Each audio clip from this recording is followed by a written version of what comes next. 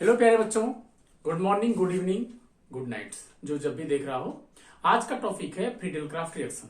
Reaction intermediate में जो electrophilic substitution हमने पढ़ा था उसका एक एग्जांपल है। ये बहुत ही इंपॉर्टेंट है। ये जरूर क्वेश्चंस आते हैं, चाहे वो नेम रिएक्शंस में आ जाए या एक ऑब्जेक्टिव टाइप क्वेश्चंस में भी आते हैं कि इस रिएक्शन का प्रोडक्ट क्या होगा। उन सब में फ्रीडल-क्राफ्ट रिएक्शन बहुत इंपॉर्टेंट है। आज की वीडियो में हम फ्रीडल-क्राफ्ट रिएक्शन में उनके दो तरह के जो फ्रीडल-क्राफ्ट रिएक्शन है, फ्रीडल-क्राफ्ट एल्काइलेशन, फ्रीडल-क्राफ्ट एसाइलेशन, वो पढ़ेंगे। और इनमें जो ट्रिक्स हैं, इनमें जो क्रिटिकलिटी हैं, वो भी हम डिस्कस करेंगे कि कोई भी फ्रीडल-क्राफ्ट रिएक्शन जब आप एक्सपेरिमेंटली करेंगे तो क्यों होती है, क्यों नहीं होती है।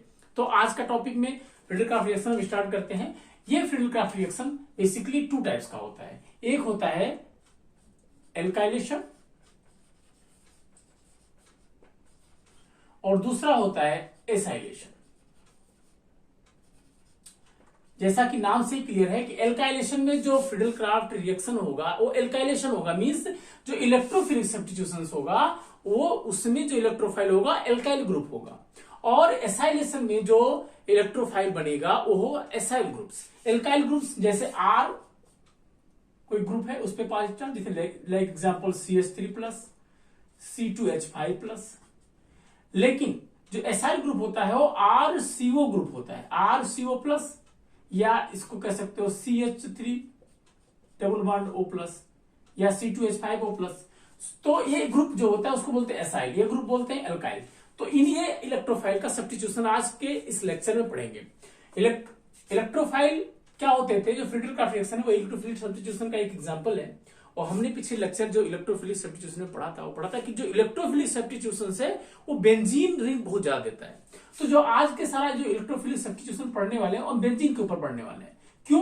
क्योंकि हमने जो पिछले लेक्चर में पढ़ा था कि बेंजीन ऐसा एक कंपाउंड है जिसके अंदर इलेक्ट्रॉन डेंसिटी बहुत ज्यादा होती है, और इलेक्ट्रॉन डेंसिटी ज्यादा होने के नाते ये जनरली इलेक्ट्रोफिलिक सब्स्टिट्यूशन ज्यादा देता है। ये इलेक्ट्रोफिलिक सब्स्टिट्यूशन में क्या होता है कि ये एक इलेक्ट्रोफाइल इस पे अटैक करेगा, बेसिकली इसमें जो प्रोटॉन लगा हुआ है, हाइड्रोजन लगा हुआ है उसके साथ, और उससे ये अटैक करके निकल के खुद एक इलेक्ट्रोफाइल लग जाएगा और एज ए इलेक्ट्रोफाइल दूसरा इलेक्ट्रोफाइल रिमूव हो जाए। वो प्रोटॉन हो सकता है, हाइड्रोजन हो सकता है, या कोई और ग्रुप हो सकता है, ठीक है। लेकिन जो भी निकलेगा वो भी इलेक्ट्रोफाइल के रूप में ही निकलेगा। तो जो इलेक्ट्रोफिलिक सब्स्टिट्यूशन हमने पिछले लेक्चर में पढ़ा था उसमें था कि 3 स्टेप में होते हैं। पहला स्टेप जनरेशन ऑफ इलेक्ट्रोफाइल, दूसरा स्टेप अटैक ऑफ इलेक्ट्रोफाइल, और तीसरा स्टेप था कि रिमूवल ऑफ ओल्ड इलेक्ट्रोफाइल। जैसे एक इलेक्ट्रोफाइल हमने प्रोटॉन निकाला, ठीक है। तो अब स्टार्ट करते हैं इस लेक्चर में। पहला जो है टॉपिक है वो alkylation of Friedel-Crafts alkylation. Friedel-Crafts alkylation तो जैसा नाम से क्लियर है, फ्रीडल-क्राफ्ट एल्काइलेशन।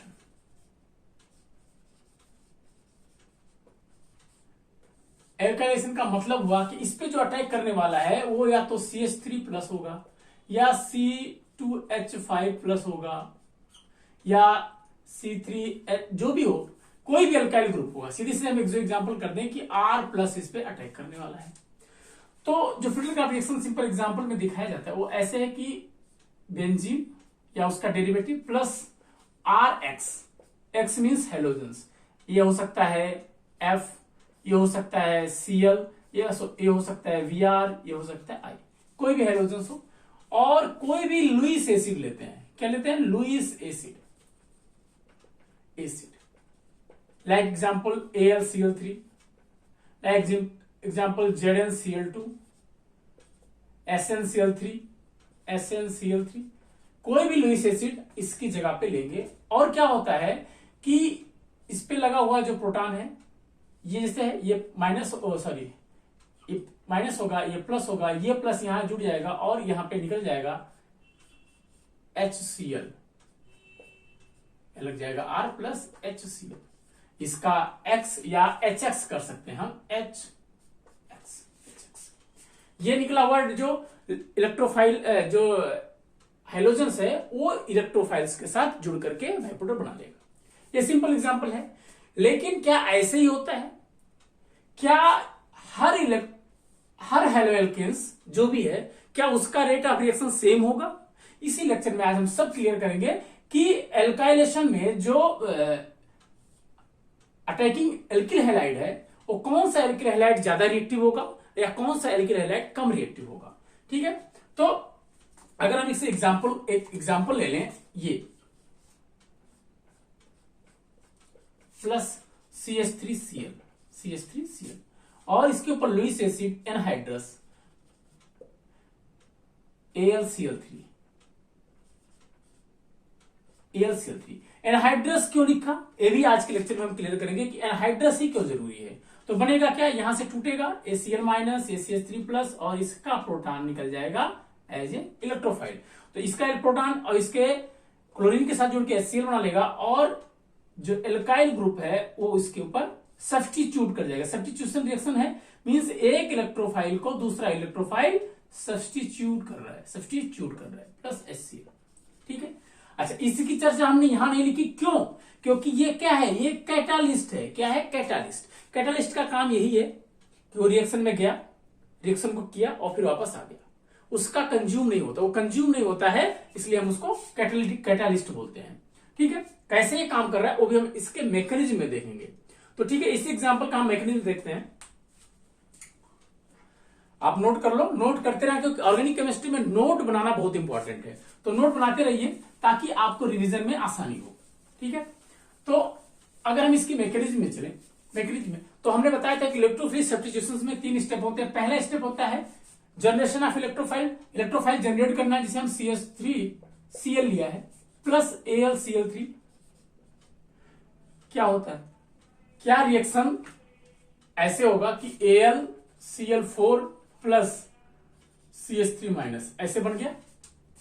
अगर ऐसे बन जाता है, मैकेनिज्म तो ऐसे बनेगा ही, एक्चुअली यही बनना है, लेकिन क्या एक ही स्टेप में होता है, एक्चुअली ऐसे स्टेप में नहीं होता है, क्योंकि अगर हम रेट डिटरमाइनिंग स्टेप करेंगे तो ये रेट डिटरमाइनिंग स्टेप हो जाएगा, लेकिन अगर हम इसकी रिएक्टिविटी पे जाएंगे तो ये एक्सप्लेन नहीं होगा। एक्चुअली जो रेट डिटरमाइनिंग स्टेप है वो ऐसे है कि CH3Cl प्लस AlCl3 पहले क्या करता है, इसके साथ बॉन्डिंग करता है और इसके बॉन्ड को वीक करता है। इसे ये बॉन्ड Cl और ये AlCl3 के साथ अपने लोन पेयर के, जो इसके पास 6 लोन पेयर हैं, 3 लोन पेयर है, सॉरी, जो 3 लोन पेयर है वो क्या करता है, ये क्या है, लुईस एसिड है। क्या है, लुईस एसिड। लुईस एसिड का मतलब हुआ इसके इलेक्ट्रॉन डेफिशिएंट है, इलेक्ट्रॉन डेफिशिएंट है। डेफिशिएंट का मतलब इसके ऑक्टेट पूरा नहीं हो रहा है, 2 3 6 इलेक्ट्रॉन है, 2 इलेक्ट्रॉन की कमी है। तो ये क्या करता है, क्लोरीन अपने 2 इलेक्ट्रॉन इससे साझा करने, डोनेट करने लगता है कोऑर्डिनेशन बॉन्ड के थ्रू।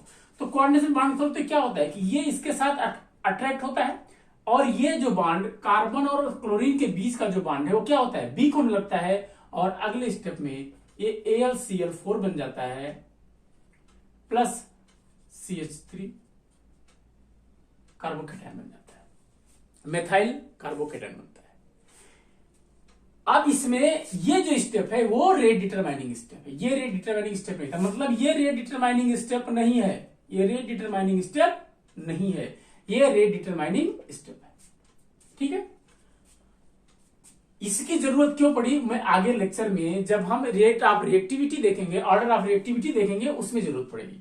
ठीक है, तो अब बन गया मेरा इलेक्ट्रोफाइल। क्या बन गया, इलेक्ट्रोफाइल। ये स्टेप 1 हो गया। स्टेप टू क्या होगा, स्टेप 2 होगा अटैक ऑफ इलेक्ट्रोफाइल्स। अब आओ, ये मेरा बेंजीन है, यहां हर तरफ हर कार्बन पे प्रोटॉन है, लेकिन हम यहां सिंबॉलिक कोई प्रोटॉन दिखा नहीं रहे हैं, जस्ट ऐसे देख रहे हैं कि यहां पे आप CH3 प्लस कार्बोकेटायन अटैक करेगा। कार्बोकेटायन अटैक करेगा, कहीं भी कर सकता है। बेंजीन के पास 3 पाई बॉन्ड है और इनमें से क्या होगा कि एक कार्बन के ऊपर सारे बॉन्ड चले जाएंगे और कार्बन उसी पे अटैक कर जाएगा। मींस अब जो कार्बन अटैक किया वो ये हुआ, ये बॉन्ड रह गया, ये बॉन्ड रह गया, लेकिन ये पाई बॉन्ड टूट के यहां क्या हो गया, CH3 के साथ जुड़ गया। साथ में इसके पास क्या है, प्रोटॉन भी है। प्रोटॉन तो हर कार्बन पे है, लेकिन हम सब कार्बन को नहीं दिखा रहे, केवल जहां पे वो मेथाइल ग्रुप लगा उसको दिखा रहे हैं। और यहां पे क्या होगा, यहां से इलेक्ट्रॉन चला गया तो यहां पे आ गया प्लस चार्ज। अब क्या होगा, अब क्वेश्चन ये है कि क्या बेंजीन अपने प्लस चार्ज को, अपने पाई बॉन्ड को, अपनी एरोमेटिसिटी को लॉस कर देगा? हाँ, लॉस करता है, क्योंकि ये जो इंटरमीडिएट बना वो क्या है, कंजुगेशन में किस तरह conjugation, pi sigma plus charge. तो कंजुगेशन में होने के नाते ये क्या है, रेजोनेंस स्टेबलाइज है, रेजोनेंस स्टेबलाइज है। तो क्या होगा कि ये बॉन्ड यहां गया तो अगले स्टेप में यहां प्लस चार्ज आया, फिर ये बॉन्ड यहां आ जाए तो अगले स्टेप में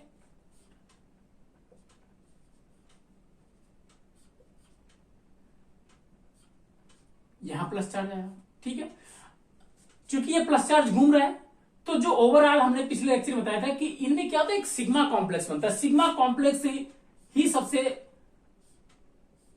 स्टेबल होता है इन सब में।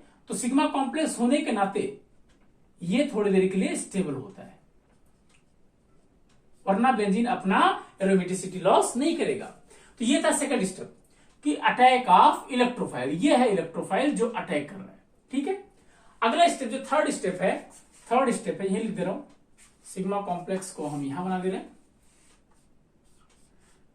इनका नोट्स जरूर बनाते रहिए बच्चों, क्योंकि ऑर्गेनिक केमिस्ट्री में नोट्स का बहुत इंपॉर्टेंस है। ठीक है, यह सिग्मा कॉम्प्लेक्स। ठीक है, सिग्मा कॉम्प्लेक्स। स्टेप नंबर 3 क्या है, रिमूवल ऑफ ओल्ड इलेक्ट्रोफाइल। अब ओल्ड इलेक्ट्रोफाइल क्या था, अरे रे बेंजीन,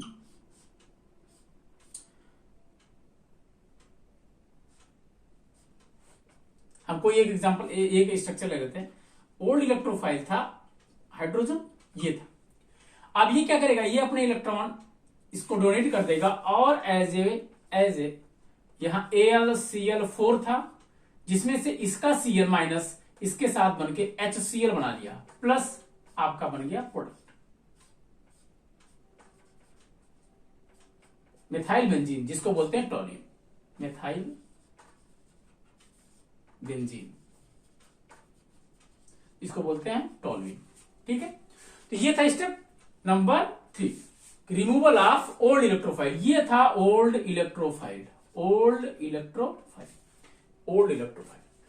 तो ये सिंपल है, बहुत आसान है कि 3 स्टेप में होनी है। पहले स्टेप में इलेक्ट्रोफाइल जनरेट होना है, दूसरे स्टेप में इलेक्ट्रोफाइल का अटैक करना है और तीसरे स्टेप में इलेक्ट्रोफाइल का रिमूव करना है। तो ये सिंपल एग्जांपल है, इसको नोट कर लीजिए। अगला हम इसमें जो आगे आता है कि अगर जब मैकेनिज्म समझा रहा था, जो ये मैंने स्टेप बताया, ये स्टेप ये क्यों बताया, तो इसके लिए आता है कि rate order of reactivity in Friedel-Crafts alkylation, order of reactivity. तो ऑर्डर ऑफ रिएक्टिविटी क्या होगा, ऑर्डर ऑफ रिएक्टिविटी, क्या सारे हैलो एल्केन्स रिएक्टिविटी। ठीक है, अगर एग्जांपल ले लें कि CH3F CH3Cl CH3Br और CH3I, तो इन सब में क्या सबका रेट सेम होगा, या अगर दिया गया तो किसकी रिएक्टिविटी ज्यादा होगी। तो अगर हम इसके देखें कि जो ये ग्रुप है ये क्या है, ये रिमूव हो रहा है, तो इसको रिमूवल के अगर बेसिस पे देखें तो सबसे ज्यादा जो भारी ग्रुप होता है वो जल्दी निकलता है। ठीक है, तो लीविंग ग्रुप प्रॉपर्टी के आधार पे अगर लीविंग ग्रुप प्रॉपर्टी के आधार पे देखें तो सबसे ज्यादा क्या होगा, सबसे ज्यादा होगा I, फिर होगा Br, फिर होगा Cl और फिर होगा F। लेकिन ऐसा नहीं है, ऐसा इसलिए, अगर ऐसा होता, अगर मैकेनिज्म ऐसे होती, जो रेट डिटरमाइनिंग स्टेप है कि CH3Cl या CH3Br कोई भी ले लो, प्लस AlCl3 या AlBr3 के साथ रिएक्शन करके AlBr4 प्लस CH3 प्लस बनाता है। तो ये अगर रेट डिटरमाइनिंग स्टेप होता, अगर ये होता, तब तो ये सीक्वेंस सही था। लेकिन एक्चुअली रेट डिटरमाइनिंग स्टेप ऐसा नहीं होता। जब इस मैकेनिज्म को और एक्सप्लोर किया गया तो रेट डिटरमाइनिंग स्टेप ये ना होकर के रेट डिटरमाइनिंग स्टेप था कि जो CH3Cl है प्लस या CH3X कर देते हैं, किसी का नाम नहीं लेते, प्लस AlX4 जब रिएक्शन करता है तो क्या करता है कि पहले ये जो X के पास 3 लोन पेयर थे वो क्या करता है, वो AlCl के साथ एल्युमिनियम के साथ क्या करता है, कोऑर्डिनेशन करता है। एल्युमिनियम ट्राइहैलाइड जो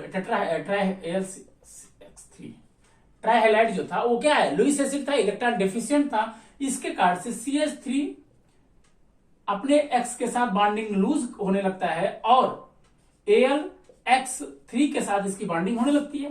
किसके कारण, ये इसका लोन पेयर इसके साथ कोऑर्डिनेशन बॉन्डिंग मांगता है, अपने एक तरफा डोनेशन होता है, जिसके कारण से क्या होता है कि ये बॉन्ड वीक होने लगता है। ये स्टेप बहुत स्लो होता है, ये स्टेप स्लो होने के नाते ये रेट डिटरमाइनिंग स्टेप होता है, रेट डिटरमाइनिंग स्टेप होता है। मींस जिसके पास लोन पेयर अवेलेबिलिटी ज्यादा हो, जिसके पास लोन पेयर जल्दी से डोनेट कर दे, उसकी रिएक्टिविटी सबसे ज्यादा होगी, सबसे ज्यादा कोऑर्डिनेशन करेगा एल्युमिनियम के साथ, तो उसकी ही रिएक्टिविटी ज्यादा होगी।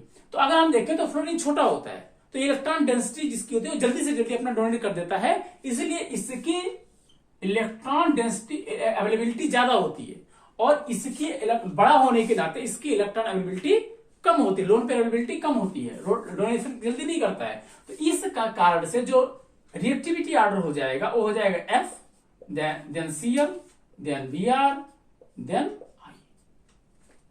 I।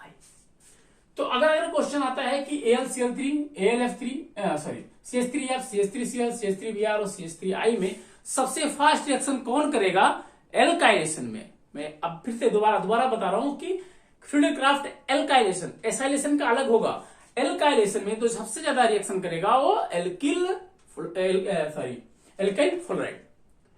फ्लोराइड मीन्स फ्लोरीन वाला सबसे ज्यादा रिएक्टिव होगा। ठीक है, तो अगर इस तरह का और एग्जांपल दें कि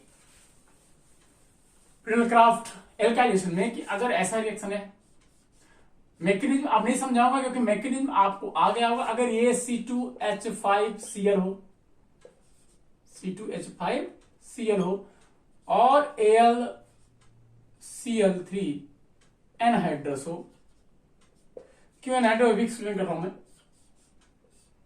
तो जो ये प्रोडक्ट बनेगा वो बनेगा C2CH2CH3, ठीक है, plus HCl।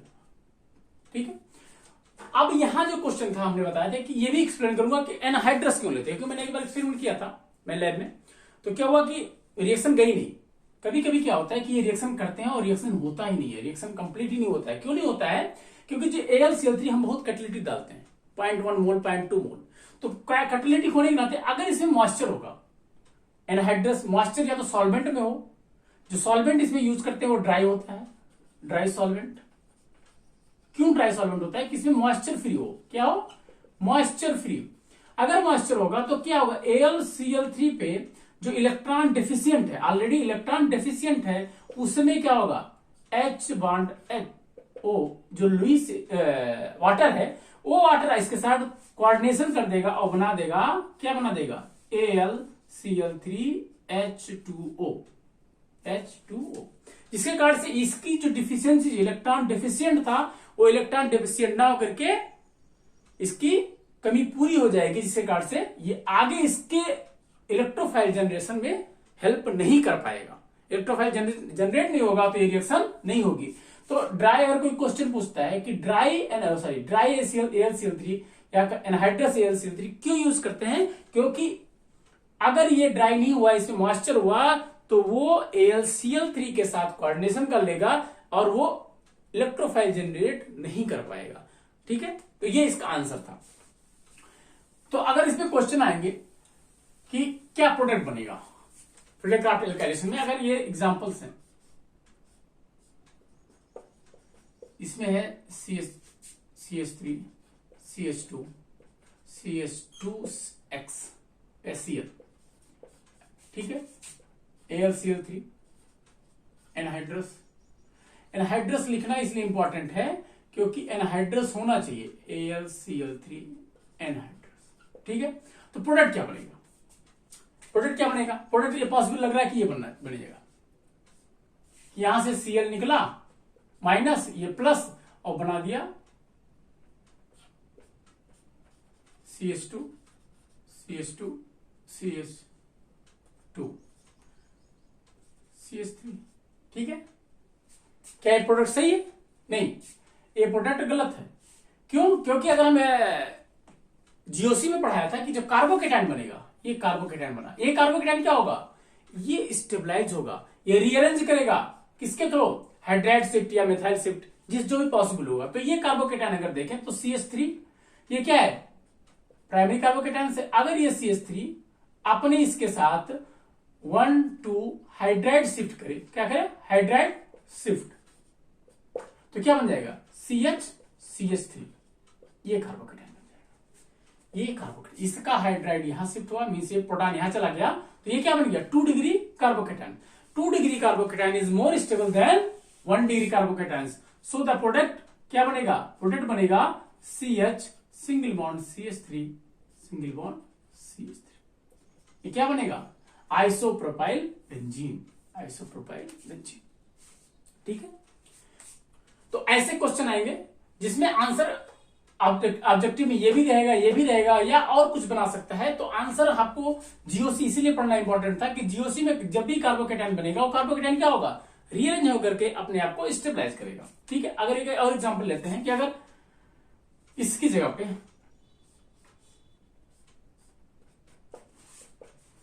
CH3 CH2 CH3 और ये CH3 ये CH2 Cl हुआ। ठीक है, CH2 Cl हुआ। अगर इससे रिएक्शन करेगा AlCl3 के प्रेजेंस में, तो क्या होगा? तो प्रोडक्ट क्या होगा? तो प्रोडक्ट क्या होगा? अभी देखो, बॉन्ड तो यहीं से ब्रेक होगा, कार्बोकेटाइन तो पहले यही बनेगा, लेकिन ये कार्बोकेटाइन जो 1 डिग्री था वो क्या होकर के रीअरेंज होकर के क्या बनेगा? 3 डिग्री बन जाएगा। यहां क्या शिफ्ट होगा? Proton hydride shift. 3 तरह के शिफ्ट होते हैं। ठीक है, हाइड्राइड शिफ्ट जो मैंने पिछले लेक्चर में है, हाइड्राइड शिफ्ट, फिर क्या था? मेथाइल शिफ्ट, और क्या था? Phenyl shift. लेकिन सबसे ज्यादा जो शिफ्ट होता है वो हाइड्राइड होता है, फिर होता है फेनाइल पीएच जिसको लिखते हैं, और फिर होता है मेथाइल। ठीक है, अगर यहां पॉसिबिलिटी है कि मेथाइल शिफ्ट भी हो या हाइड्राइड शिफ्ट हो, CH हाइड्राइड शिफ्ट हो, तो क्या शिफ्ट होगा? हाइड्राइड पहले होगा, अगर पॉसिबिलिटी है तो फेनाइल होगा, नहीं तो पॉसिबिलिटी है तो मेथाइल होगा। तो यहां पॉसिबिलिटी अगर है हाइड्राइड का, तो हाइड्राइड शिफ्ट होकर के जो प्रोडक्ट बनाएगा वो बनाएगा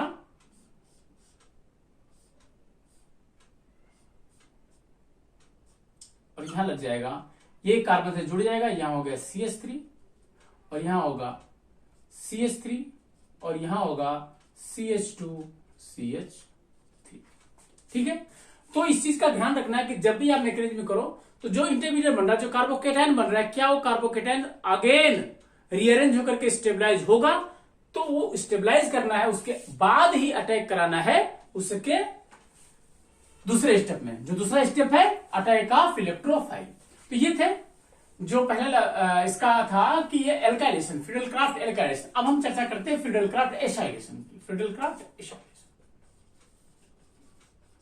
फ्रीडल-क्राफ्ट एसाइलेशन। एसाइलेशन का मतलब है कि RC+O+, एसाइल ग्रुप, ये ग्रुप बोला था एसाइल ग्रुप। तो एसाइल ग्रुप का मैकेनिज्म सेम होगा जैसे एल्काइलेशन में हुआ था, कि अगर हम ये देखें कि बेंजीन रिंग या उसके डेरिवेटिव जो भी है उस पर रिएक्शन कराते हैं कोई भी एसाइल ग्रुप, Cl+, यहां भी इंपॉर्टेंट है कि यहां AlCl3 लेना ही है या कोई भी लुईस एसिड लेना है, तो जो प्रोडक्ट बनेगा वो सिंपल जैसे मैकेनिज्म एल्काइलेशन का था, सेम मैकेनिज्म एसाइलेशन का होगा। ठीक है, अब यहां क्या हुआ? यहां से ये बॉन्ड टूटेगा और ये माइनस निकलेगा, और ये पूरा यहाँ पे इसके प्रोटॉन के साथ जो यहाँ पे बॉन्ड टूटेगा हाइड्रोजन के साथ, ये इलेक्ट्रोफाइल निकल जाएगा और ये इलेक्ट्रोफाइल जुड़ जाएगा। मैकेनिज्म सेम होगा। में 3 स्टेप होगा। पहला स्टेप होगा जनरेशन ऑफ इलेक्ट्रोफाइल, जिसमें जनरेशन ऑफ इलेक्ट्रोफाइल में क्या होगा? C+O प्लस AlCl3 क्या करेगा? इसके Cl को जोड़ के क्या बना देगा? AlCl4 प्लस माइनस, और बना देगा ArC double bond O plus charge. ठीक है, स्टेप नंबर 2 में क्या होगा, ये इलेक्ट्रोफाइल जो बना वो क्या करेगा, अटैक करेगा किस पे, बेंजीन पे। बेंजीन पे अटैक करने के लिए क्या है उसके पास, एल्कीन है, डबल बॉन्ड है। डबल बॉन्ड में क्या करेगा, ये डबल बॉन्ड, यहाँ प्रोटॉन लगा हुआ है ऑलरेडी, मैं प्रोटॉन तो सारी जगह लगा है बट एक बता रहा हूं, प्लस यहाँ आएगा RCO प्लस, ये क्या करेगा, ये जो डबल बॉन्ड है इसके साथ जुड़ जाएंगे और बन जाएगा अगले इसमें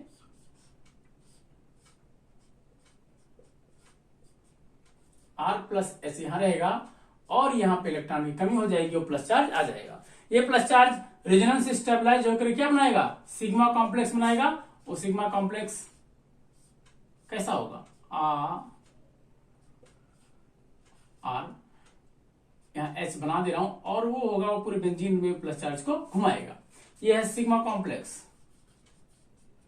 ठीक है, अब अगला स्टेप नंबर 3 सेम होगा, क्या होगा, ओल्ड इलेक्ट्रोफाइल निकलेगा। ओल्ड इलेक्ट्रोफाइल क्या है, प्रोटॉन है, हाइड्रोजन है, तो क्या होगा इस स्टेप में,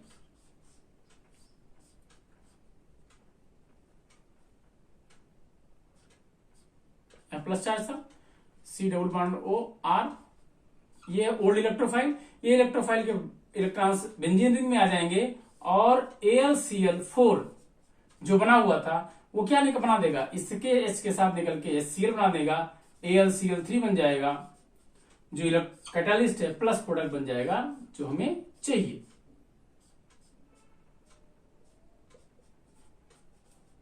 ठीक है, ये बन जाएगा।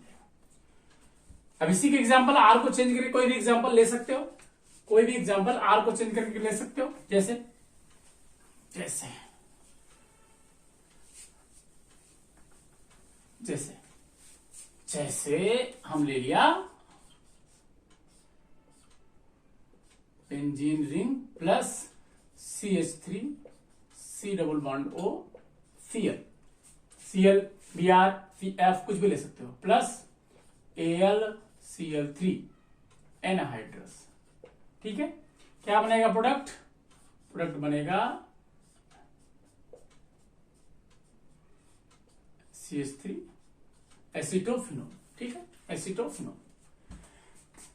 अगर मैकेनिज्म है, मैकेनिज्म सेम होगा,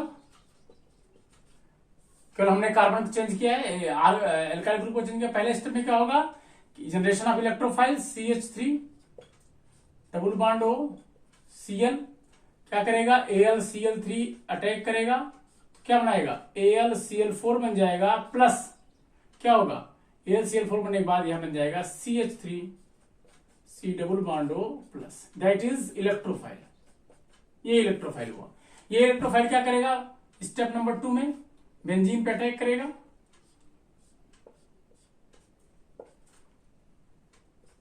CH3 C double bond O plus. ठीक है, ये अटैक किया कहां पे, इसके पास प्रोटॉन पहले से सब कार्बन पे, एक्चुअली हम एक दिखा रहे हैं। ये क्या करेगा, ये इसके इलेक्ट्रॉन डेफिशिएंसी को पूरा करेगा और ये बन जाएगा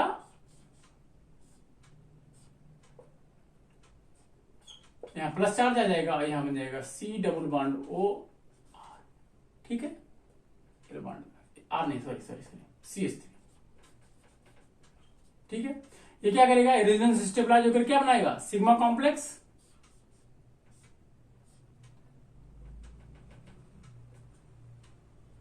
यहां सब जगह प्रोटॉन लगा हुआ है,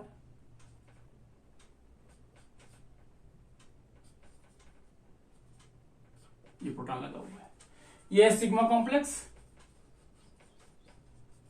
ठीक है, step number 3 removal of old electrophile. Removal of old electrophiles में क्या होगा, जो प्रोटॉन पहले से लगा हुआ था जिसको हम ओल्ड इलेक्ट्रोफाइल बोल रहे हैं, वो क्या करेगा, अपने बॉन्ड्स को बेंजीन रिंग को दे देगा और खुद एज ए इलेक्ट्रोफाइल निकल जाएगा, किसके प्रेजेंस में, AlCl4। ठीक है, AlCl4 ये प्रोटॉन था, ये इलेक्ट्रॉन में इसको दिया और ये H प्लस और इसका Cl माइनस बन के HCl बना लेंगे, प्लस AlCl3 रीजनरेट हो गया फिर से रिएक्शन करने के लिए और प्रोडक्ट बन गया एसिटोफिनोल।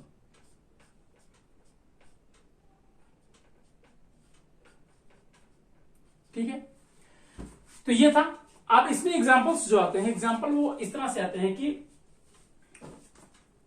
थोड़े बहुत उसमें ट्रिक देखनी पड़ेगी जो जीओसी के लिए है। इसमें अगर हाँ आता, हाँ इसमें एक और पॉइंट छूट रहा है कि इसमें ऑर्डर ऑफ रिएक्टिविटी क्या होगा। तो इसमें बच्चों वो order of reactivity leaving group properties के बेसिस पे ही होगा। क्यों? क्योंकि कार्बोनियम होने के नाते इसमें ये कार्बोकेटाइन नहीं है, सॉरी कार्बोनियम आयन नहीं है, कार्बोकेटाइन नहीं है, एक्चुअली ये एसाइल ग्रुप है। तो इसको कार्बोकेटाइन से कंफ्यूज मत करना, ठीक है। R C double bond O plus, this is not carbocation, not a carbocation, ये कार्बोकेटाइन नहीं है, ठीक है। तो इसमें रीअरेंजमेंट होने की कोई चांस नहीं, ठीक है। अगर इसमें ऑर्डर ऑफ रिएक्टिविटी देखें, इसमें ऑर्डर ऑफ रिएक्टिविटी अगर देखें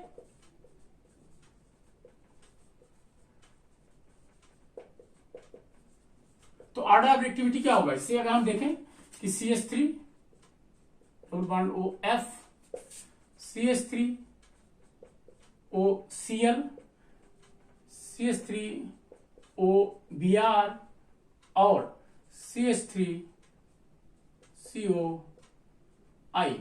तो इसमें जो रिएक्टिविटी है वो रिएक्टिविटी सबसे ज्यादा रिएक्टिव होगा ये, फिर ये, फिर ये, क्योंकि इसमें रिएरेंजमेंट का कोई चांस नहीं है और ये डायरेक्ट लीव हो जाए। इसमें रेट डिटरमाइनिंग स्टेप जो था वो डायरेक्ट एल्काइल हैलाइड क्लोरीन या ब्रोमीन या हेलोजेंस को एक्सट्रैक्ट कर रहा था, ठीक है। तो ऑर्डर ऑफ रिएक्टिविटी ये होगी। अब आता है क्वेश्चन इसमें किस तरह से आएंगे। तो क्वेश्चन जो इसमें आएंगे कि सपोज करो ऐसे बेंजीन रिंग हुआ, थोड़े बहुत जो टिपिकल क्वेश्चन है जो थोड़े से कंफ्यूजिंग है उन्हीं को हम एक्सप्लेन करेंगे। अभी सारा एग्जांपल तो आपको पता ही है। अगर ऐसा है क्वेश्चन कि CH3 O double bond O CH3, अब देखो ये थोड़ा सा मैंने हाइड्रोजन को हटा दिया तो प्रोडक्ट क्या होगा। यहां भी AlCl3 एनहाइड्रस, ठीक है। अब क्या होगा, यहां भी इलेक्ट्रोफाइल जनरेट होगा, यहां इलेक्ट्रोफाइल यहां से या तो जनरेट हो या तो यहां जनरेट हो, बट सिमेट्रिक है। ये क्या है, सिमेट्रिक है। तो कोई भी जुड़ ले, इधर का जुड़े या इधर का जुड़े, तो प्रोडक्ट तो एक ही बनना है। ये भी प्रिडेक्राफ्ट एसाइलेशन का ही पार्ट है। क्या बनेगा, C डबल बॉन्ड O, ये निकल गया CH3, ठीक है। प्रोडक्ट क्या बनेगा, और ये निकला, ये क्या बनेगा, plus CH3 C double bond O OH acetic acid, ठीक है, प्लस AlCl। लेकिन अगर ये ऐसा है कुछ reaction, CH3 C double bond O C double bond O C CH3 CH CH3, तो प्रोडक्ट क्या होगा। अब क्वेश्चन ये है कि यहां से ये टूटेगा कार्बोकेटाइन के रूप में, ये कार्बोकेटाइन बनेगा, सॉरी इलेक्ट्रोफाइल बनेगा, या ये इलेक्ट्रोफाइल बनेगा, या इलेक्ट्रोफाइल बनेगा। मींस अगर यहां से टूटता है तो ये इलेक्ट्रोफाइल होगा, अगर यहां से टूटता है तो ये इलेक्ट्रोफाइल होगा। तो प्रोडक्ट क्या होगा, क्वेश्चन आता है ऐसे कि प्रोडक्ट क्या होगा, ये प्रोडक्ट होगा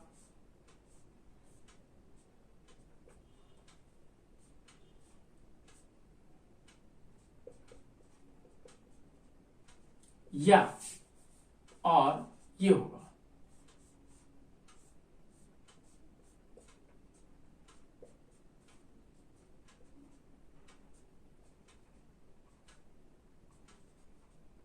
क्या प्रोडक्ट होगा, तो बच्चों की जो इलेक्ट्रोफाइल होगा वो लेस हिंडर्ड होना चाहिए, जो इलेक्ट्रोफाइल बनेगा वो लेस हिंडर्ड होगा। ये इसमें इंपॉर्टेंट, क्योंकि अगर कार्बोकेटाइन की बात होती है तो कार्बोकेटाइन में जितना ज्यादा कंजुगेशन मिलता है, जितना ज्यादा हाइपर कंजुगेशन मिलता है, जो भी उसके बाद रेजोनेंस मिलता है वो स्टेप लेवल। ये कार्बोकेटाइन नहीं है, ये कार्बोनिल केटाइन नहीं है, मैंने पहले बोल दिया। ये जो लेस हिंडर्ड होगा, लेस हिंडर्ड, वो लेस हिंडर्ड जो होगा वो ही बनेगा कार्बोकेटाइन, वो ही बनेगा इलेक्ट्रोफाइल्स। तो जो प्रोडक्ट इसमें राइट आंसर है वो है ये गलत है, ये गलत है। बच्चे कंफ्यूज आते हैं कि इसमें ज्यादा कार्बो वो है रेजोनेंस मिल जाएगा, इसमें हाइपर कॉन्जुगेशन मिल जाएगा, जो चीजें इसमें पॉसिबल नहीं है, जो चीजें इसमें पॉसिबल नहीं है, क्योंकि ये कार्बोकेटाइन नहीं है, कार्बोनियम आयन नहीं है, ये एसाइल ग्रुप है, ठीक है।